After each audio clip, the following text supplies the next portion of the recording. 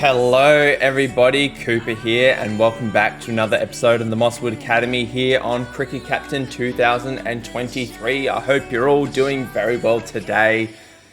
We're going to do a quick summary of the Betway SA T20 competition. We have won for the fourth consecutive season. I'm very happy about it. We're less comfortable than we have been in seasons gone by. This was the first season that we actually looked like we might have lost a couple of games. We did go undefeated, but we didn't win all 10 of our games in the group stage. I will explain very shortly. As you can see, we won as champions. But in the group stage, there was a rain-affected match, which I'm actually glad that the rain came because it was actually looking like we were going to lose that game. But we played 10, won 9, had the 1 no result. But we're very comfortable throughout the group stage. Apart from a couple of different matches that we had, and then we did well in the knockout stage as well. We'll go over the team stats in a minute. Actually, we'll do that now while I think of it.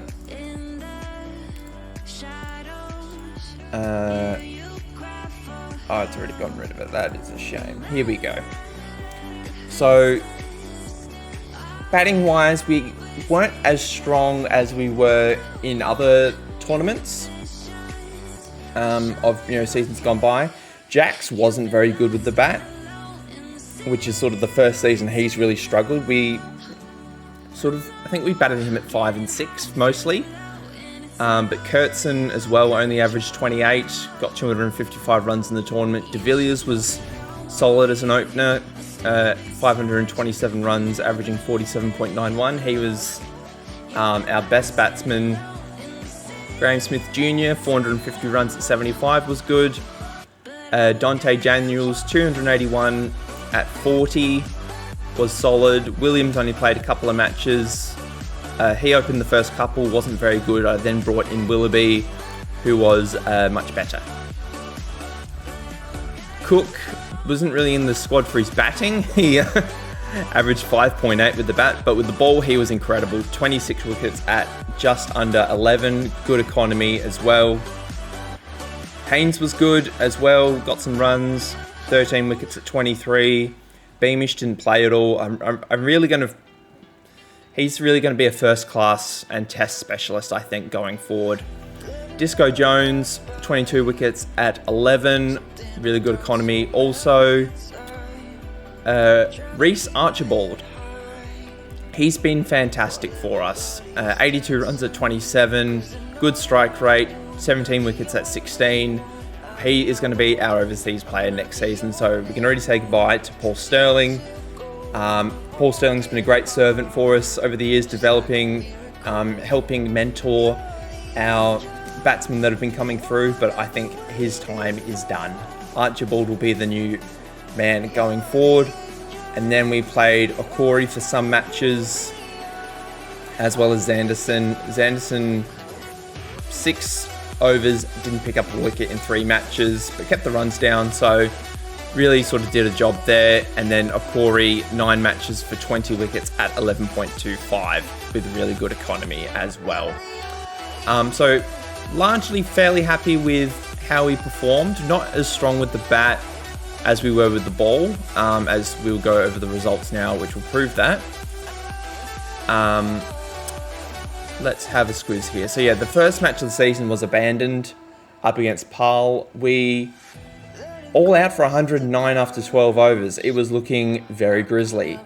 And then I think the match got reduced to 17 overs a piece in each innings, and then we obviously didn't make the 17. And then in the innings break, it just started raining, and we didn't get a result, which was a bit of a save, I guess. But yeah, we went on to win each of our other matches, so that was very interesting, that match. We then played Joburg, won by 7 wickets. We bowled them all out for 80 in a very convincing match with the ball. Archibald picked up 4, Jones picked up 3. They were the 2 highlighted bowlers. And then we did lose 3 wickets chasing 83, which was a little bit disappointing, but we did get there in the end. Nothing to really highlight with the bat. Durban Supergiants were next. We kept them to 150 after their 20 overs, only picked up the 6 wickets. De Swart picked up 59 off 44 for them. Cook, Archibald and Jones each got 2 wickets. So it wasn't our best bowling performance, but definitely got a chaseable total. Willoughby and Kurtzen and Smith Jr. got the bulk of the runs. De Villiers got out in the first over, but we did chase the runs down fairly comfortably with a couple overs to spare as well. So not much to say about that one. We then played Durban again, and we put 203 up all out in the first innings. Okori got 32 off 19, batting at 10, which I thought was great. He was equal second top scorer. Smith Jr. picked up 32 off 12 in a little cameo at the top of the order. And then De Villiers scored the bulk of the runs, 84 off 36, including 9 4s and 6 6s. They then bowled them all out for 108. De Swart again was their star man with the bat. We shared the wickets around fairly well in this innings. We bowled really well, we batted really well. It was just a really solid match. Really happy with how we performed. That brings us to Sunrisers. Again, we couldn't get the 10 wickets, but we kept them to 150. Cook picked up 5 for 26 in one of his best performances of the season. Definitely look to bring him back next season. And then with the bat, De Villiers got a half century. Kurtzen picked up 44. But yeah, we lost 5 wickets. We were going at about 10 and over, and got the runs fairly comfortably again. So not much to see here. We then played Pal Royals. We bowled them all out for 91. So this was the rematch of the match that got abandoned. As I said, bowled them out for 91. Everyone got in the wickets, which was really good. Okori and Disco Jones each got 2 for 9, which I was really happy with. And then De Villiers and Willoughby chased down the runs in 7.5 overs, each finishing not out on 48 and 43 respectively. Pretoria Capitals came around next. We got 3 for 226, which I think is our highest score so far this season. Smith Jr. 70 off 22 was really impressive in this match. He's been on a really hot start to his career so far, and I feel like an international call-up is not far away for him. So 9 4s and 5 6s.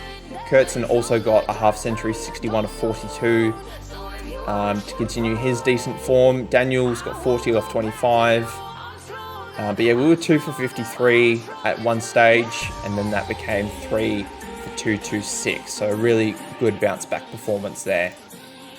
We then bowled them all out for 80. Haynes getting a wicket first ball. We had them 4 for 26, 6 for 40, 7 for 40, 8 for 55. Then the 9th wicket, which I believe was Smith and Patel, put on a little bit of a partnership. So again, everybody getting in the wickets, doing their job. Really fantastic stuff. Then we played Sunrisers, and then we put up 8 for 248 from our 20 overs. De Villiers and Willoughby each getting 50s in an opening stand of 105. But it was Archibald and Smith Jr. that really kicked on towards the back end of the innings. Archibald ending up 39 not out off 22 deliveries, 8 4s in that. And with the ball, we kept them to 146, all out. Cook picked up 3, Okori picked up 2, Disco Jones picked up 3, Haynes picked up 1, and Archibald picked up 1. Kept them pretty tidy, pretty happy with this performance. We then played Joburg in our second to last group stage match. This was a little bit of a bigger run chase for us. We bowled a little bit expensive. 188 runs off our 20 overs that we bowled to them for 9 wickets. So again, not an ideal sort of performance, but we did chase it down in the end. with not Dyson Daniels. I keep saying Dyson Daniels. Dante Daniels, 57 off 32. Haynes getting 41 off 29, not out. We were 7 for 125 at one stage, but we did get through to the run chase in the end. A little bit of a top order collapse in this one, but we did survive, which was very good. Then in the final group stage match, we played Pretoria, bowled them all out for 130, with Archibald picking up 3, being the best of the bowlers. We did have them 6 for 90 at one stage, and we didn't get the last 4 wickets as quickly as I probably would have liked, but it's hard to complain about this one. We then chased the runs down fairly quickly, 55 off 39 for Kurtzen, not out. Smith Jr. up the other end, just holding the strike, 22 off 27. We took this a little bit slower because I just didn't want to lose too many wickets, get a few batsmen finishing not out at the end. Fairly comfortable victory. Then the semi-final, we played Pile Royals again. This was our best batting performance of the season, 4 for 282 from our 20 overs. Smith Jr. got 132 off 47 deliveries, 11 fours and 12 sixes. And Dante Daniels picked up 64 off 30. Will Jacks finished 8 off 2. I'm pretty sure he faced the last 2 deliveries of the innings, if I'm not mistaken. And then with our bowling performance, we kept them to 157. We didn't pick up the 10 wickets, but we still did okay. Okori and Jones picked up 2 wickets each, and everybody else sort of did their job. De Villiers picked up quite a few stumpings in this past season. I'll have to look at that in a second. We then played Sunrisers in the final, with De Villiers picking up a century at the top of the order, I should say. We were 2 for 25 at one stage. So we looked like we were in a little bit of trouble, and that became 3 for 62. Then there was a big partnership between Daniels and De Villiers that really got us through to the 200s. And then Daniels, Jacks and Cook got us through to 238 at the end. But yeah, De Villiers, we'll have a quick look at De Villiers. How many stumpings did he get this season? He's picked up 4 stumpings, which has been really solid for us behind the stumps. And then we bowled them all out for 111. Cook being the best of the bowlers, getting 4 for 22. Okori was also really good, picking up 3 for 11. We were crowned champions once again, but not as comfortable as some of the past seasons that we have had. Al Hassan and Flair have come back from the Bangladesh T20 competition. We have now got, let's have a look, let's go to the Mosswood Academy, not just general. We've got, I think, 5 4-day matches, which I'll play towards the end of the season. I'll play that off camera. But this is the lineup we're going to go with for now, assuming nobody gets called up for international duty.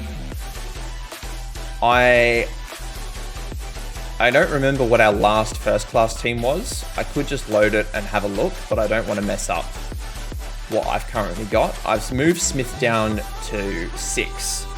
So I think Kurtzen and Williams might have been unavailable, which is why he was batting at 4 from memory. But this is the lineup that we're going with for now. A fairly experienced lineup that we've got. Kurtzen, Williams, Haynes, Beamish, De Villiers, Flair, all fairly tenured members of the team, with a few more inexperienced players in the squad as well. So it's going to be an interesting back half of the season. I'm assuming it'll be fairly comfortable for us. We're going to see if Beamish can get his 150th wicket at first class level for us, because he has been amazing for us. Look at those stats at T20 level. He's been really good. Even though he didn't play, I don't think he's played any T20 cricket this year. He's only played a couple of first class matches, so he might just be a first class specialist going forward because we have Archibald, who we've contracted as a T20 over player, but I'm thinking next season, depending on international availability, we're going to have Archibald as our overseas player, our main overseas player, because I think we're going to let Sterling go. But that's going to do it for today, guys. I hope you enjoyed this episode as well as this series, as well as the Cricket 24 stuff I've been doing. I would like to return to streaming at some point. I did put up a poll a couple of days ago. Maybe it'd probably be closer to a couple of weeks ago now, that at the time of recording this. I'm recording this on the 17th of February, sorry. So I'm quite ahead in terms of my videos and getting them out. So, but if you want to see me stream cricket related stuff, I'm all for it. Leave a comment, obviously in the comment section, and tell me that's what you want as well. But until next time, guys, I hope you have a lovely day, and I'll see you then. Bye.